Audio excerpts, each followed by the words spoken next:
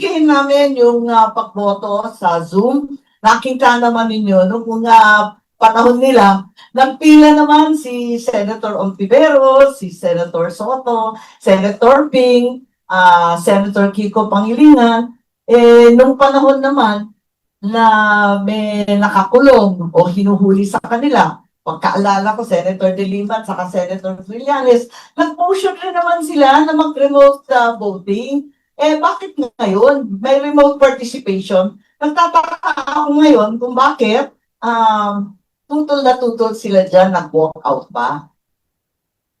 Meron naman silang pinagpa-file noon, andito nga, nakita ko, kaya ako nagtataka. Ito, may mga Resolution 658, andyan, ang dami, Resolution 51, may mga resolution sila noon dati tungkol sa remote participation. Bakit ngayon tutol na tutol? Di ba dapat patas?